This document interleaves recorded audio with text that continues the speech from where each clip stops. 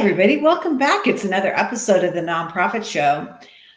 Erin McPartlin, you're joining us again. And I got to say, this kind of is a love-hate relationship with the topic of this episode. It makes me incredibly sad. It makes me incredibly glad that we can have this conversation. And it's brutal because we're going to talk about when is it time to sunset a nonprofit.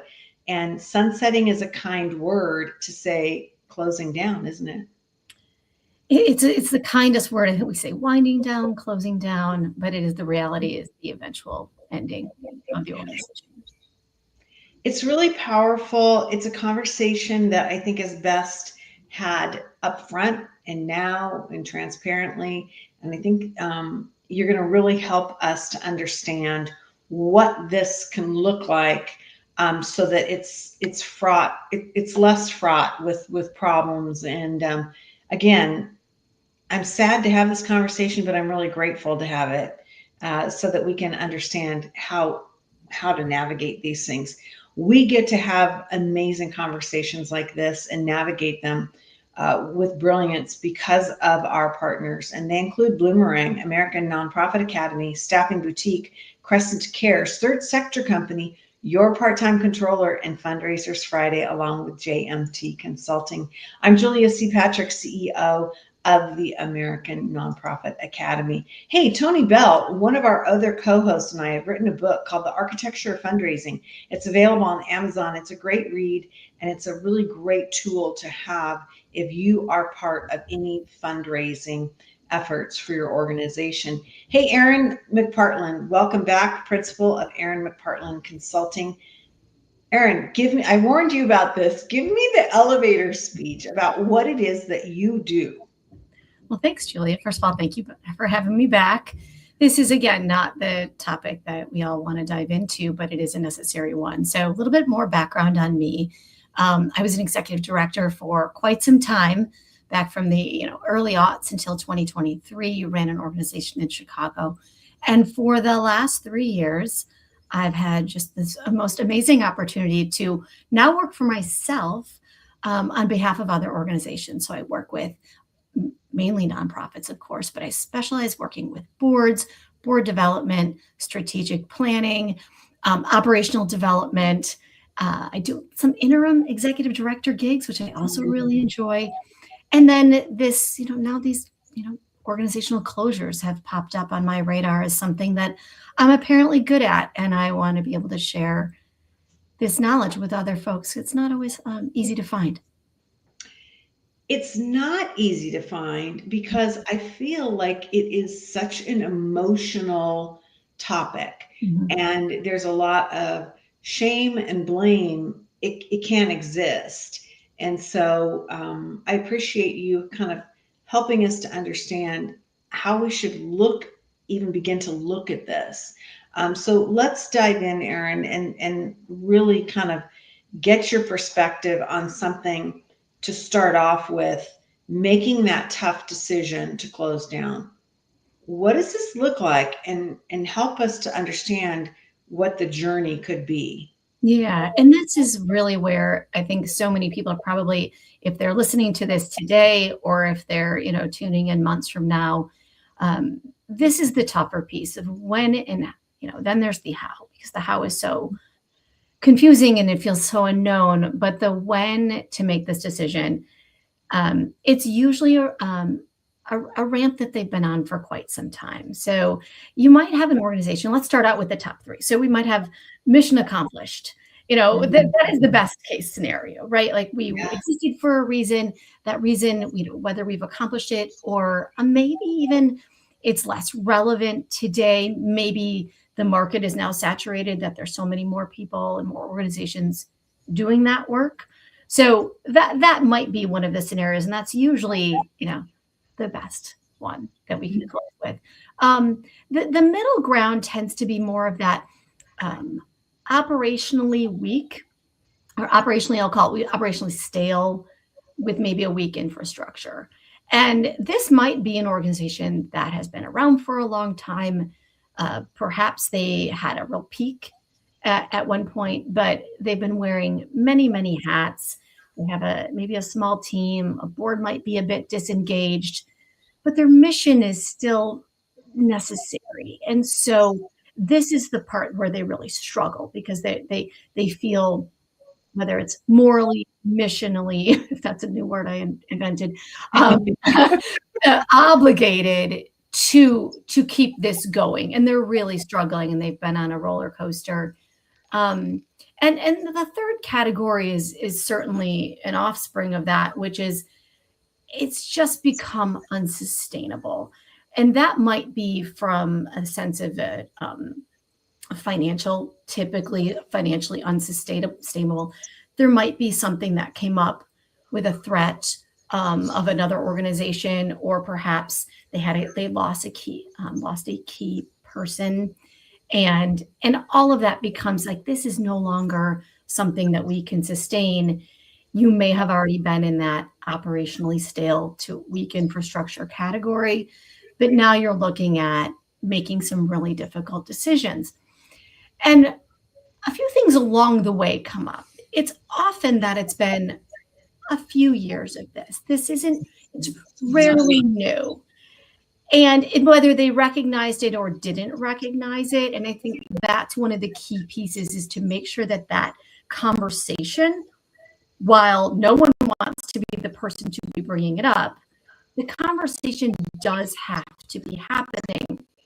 So if you get to that point where you're now saying, we need to look at, should we stay open or not? You're probably past the decision point.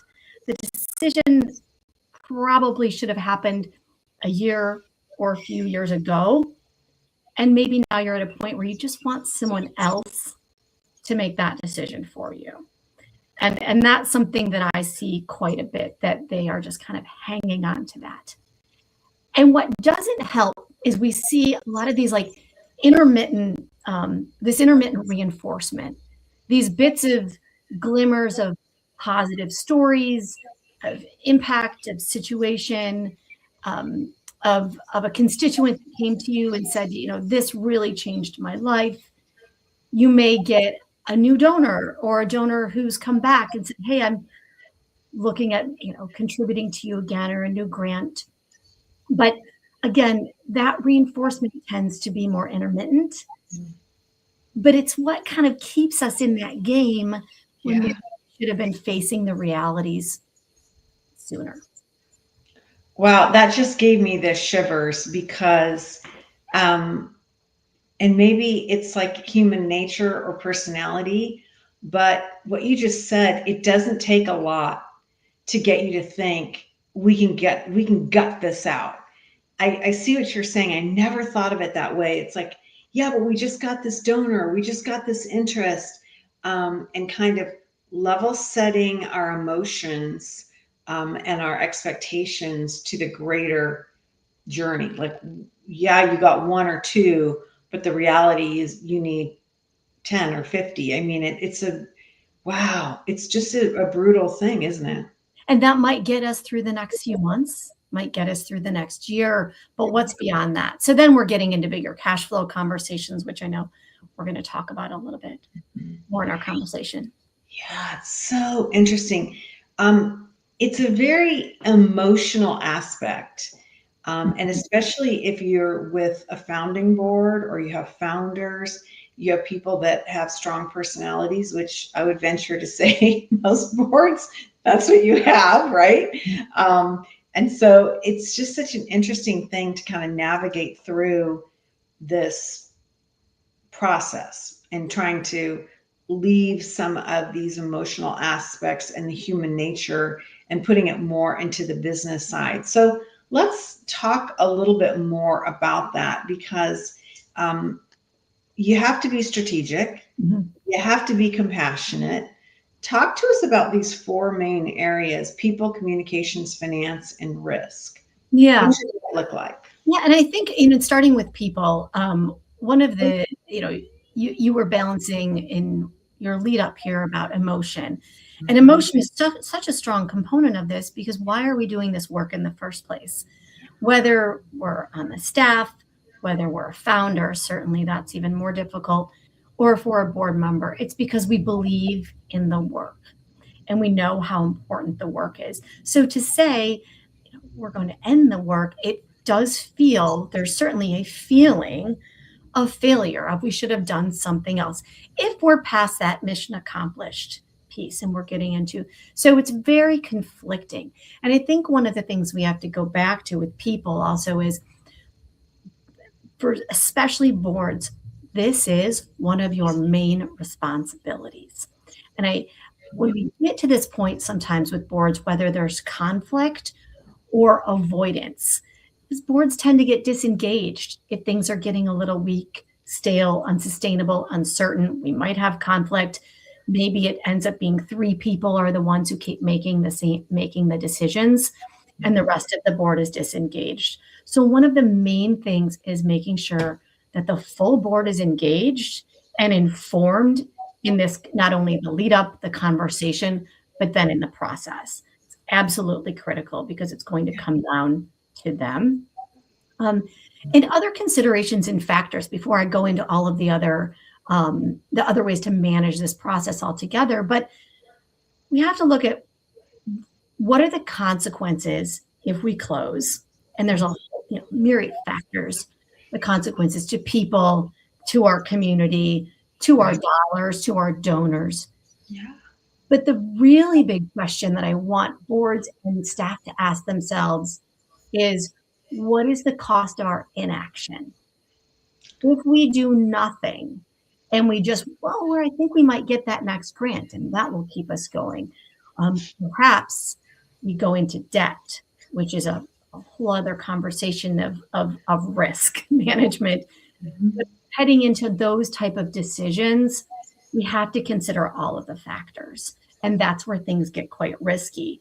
So if we're considering factors, again, going back to what goes into that decision making, we're looking at cash flow.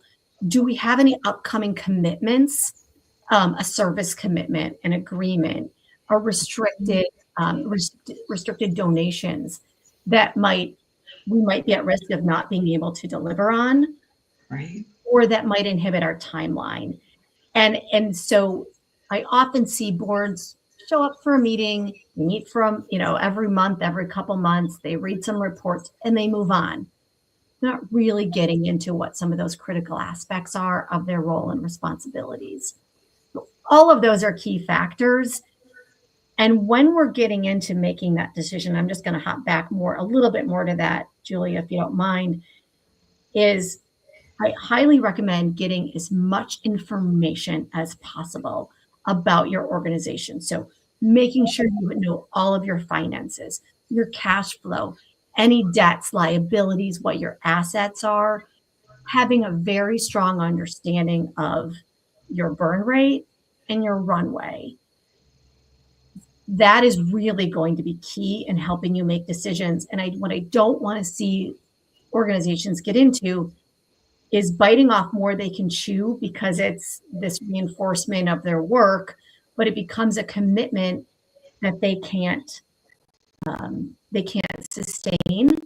And they end up being one of those organizations where overnight we hear that they're closed. The signs on the door and the staff is shocked by all of this. That's what we absolutely do not want to be. Right. So understanding all of those factors, and then you can run scenarios. What's a scenario A look like? What is B? What is C? What is D? And maybe D is ultimately closing tomorrow. Maybe B is, say, we're going to wind this down over the next year, and be really intentional and compassionate about that. It's really interesting because as hard as this conversation is, it really affords a community to navigate closure without that horrible, oh my God, they failed and there's the sign on the door. Because I think it just is so destabilizing for the rest of the community. No matter what your mission focus is, it breeds distrust with other donors, with investors, with clients. I mean, your approach is really gutsy, but in the long run, it's a healthier approach, isn't it? It is. And I think that's where we go back to that compassionate and strategic, Yeah. we can use our words like deliberate and intentional, and really understanding what it is that is ahead of you until it's Mhm. too late to Right. do that. So anticipating what some of those concerns might be. So when we think back about people, and you're showing respect to the people who've volunteered, to the people who've given their time, their career, their governance, whatever it might be. You're showing respect to them to say, hey, we're watching out for this really carefully. And if you don't allow yourself enough runway, you're only hurting those people even more.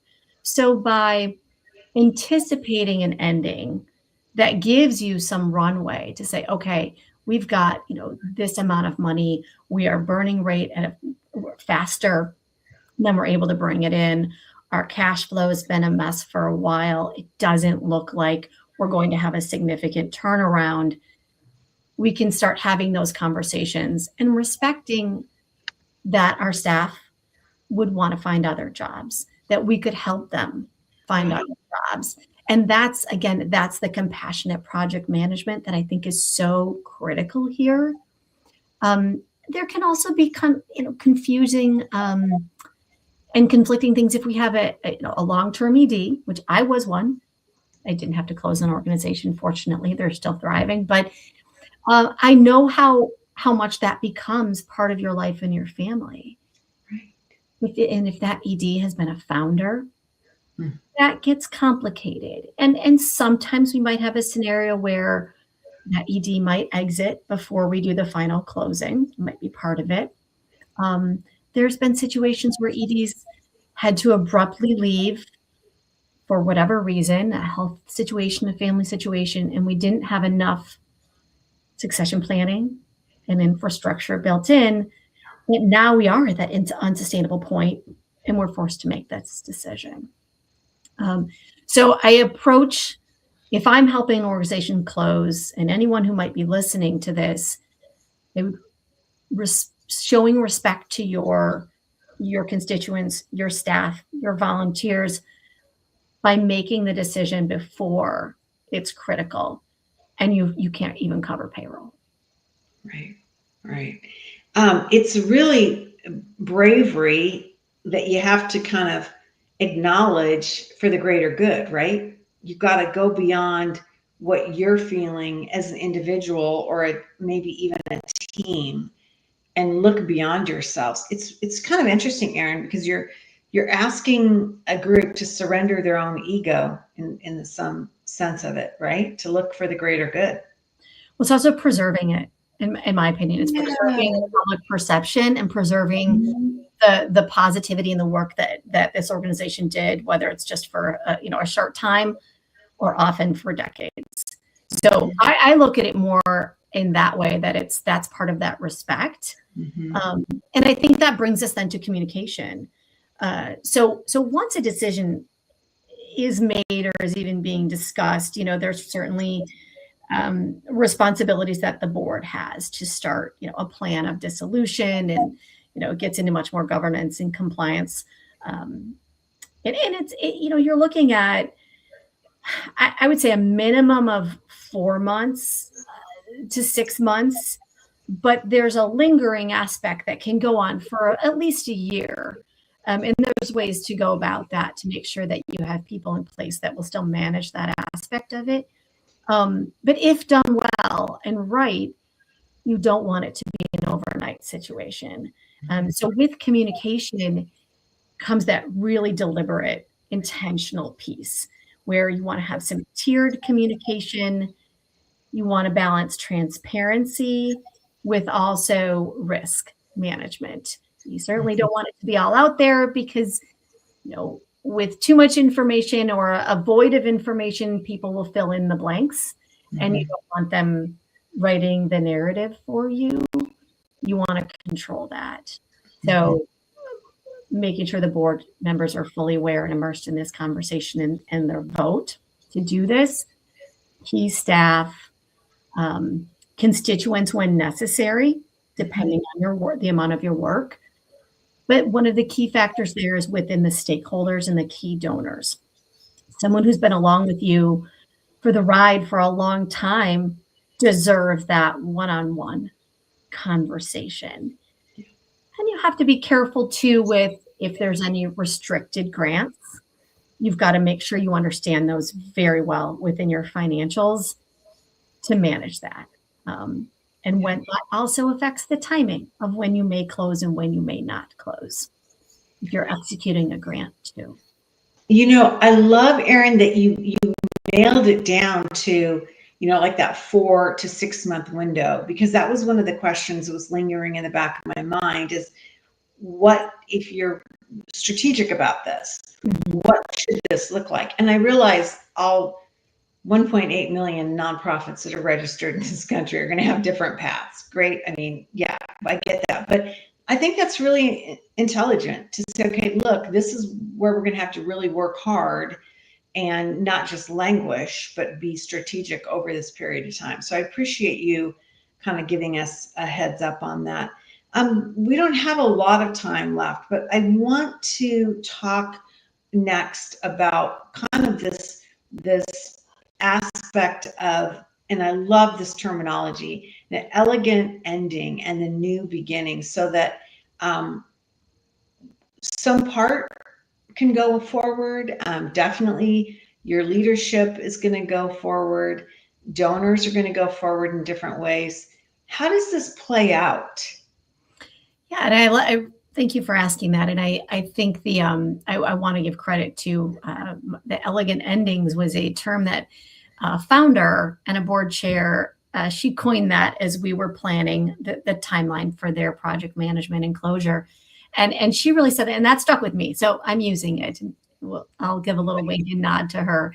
But I think it's very important in this case that we are looking at how can we also celebrate. And this is where it doesn't, maybe our feelings of our conflicted feelings of guilt, of resentment, that's a fair feeling in all of this.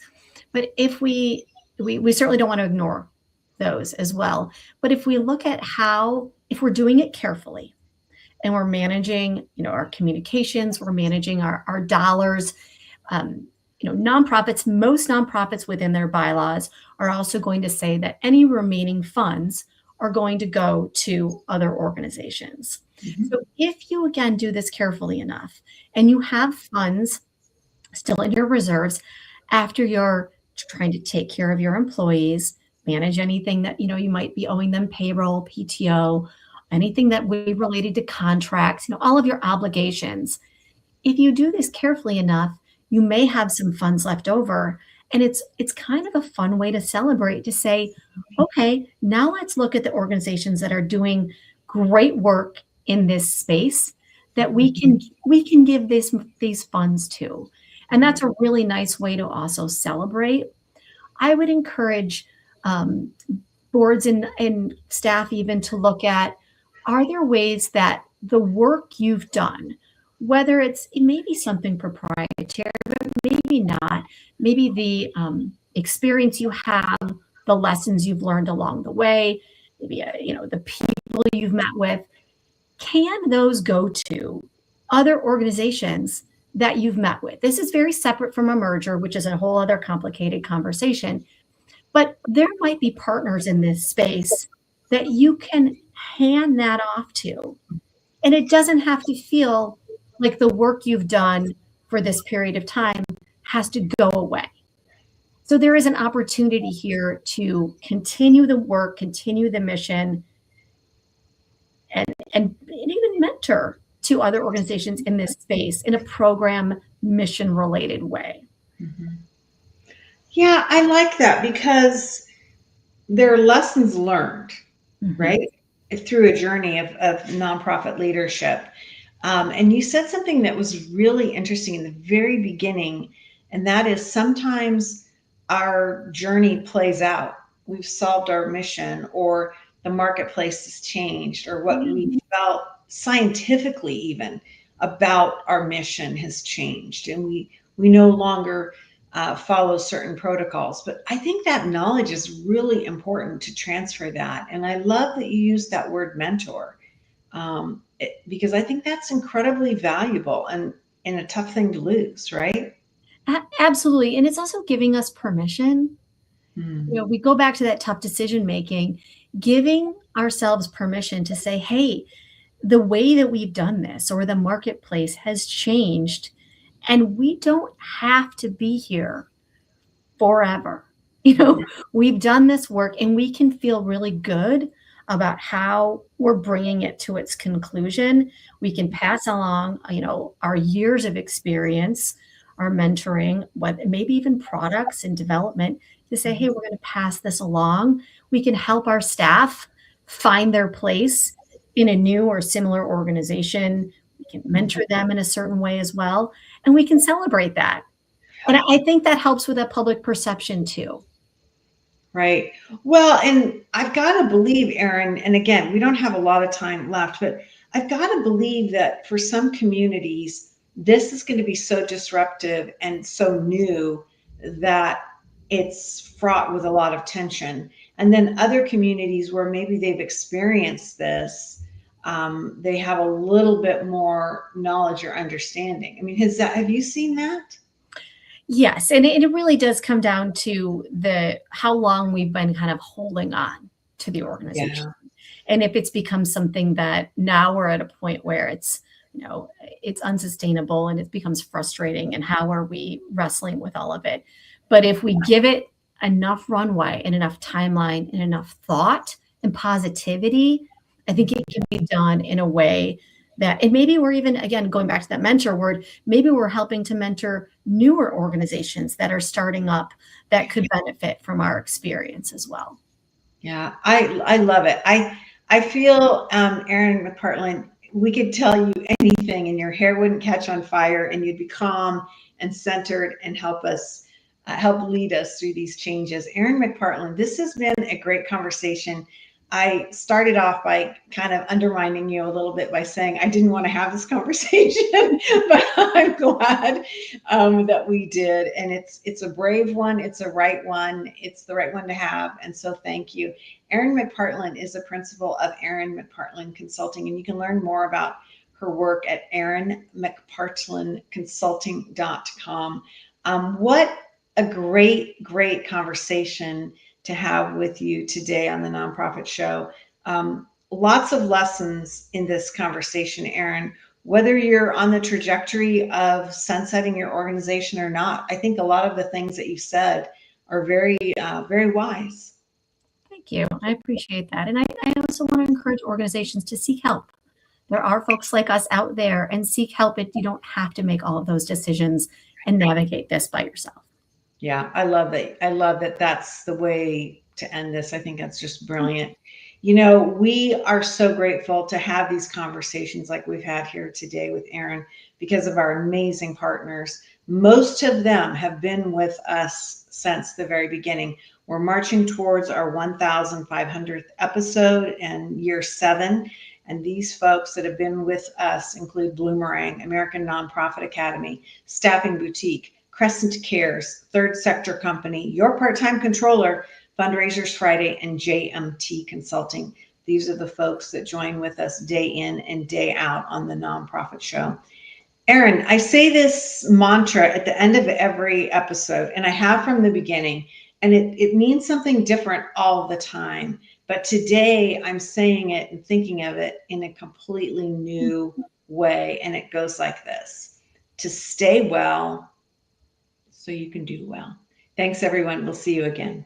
Thank you.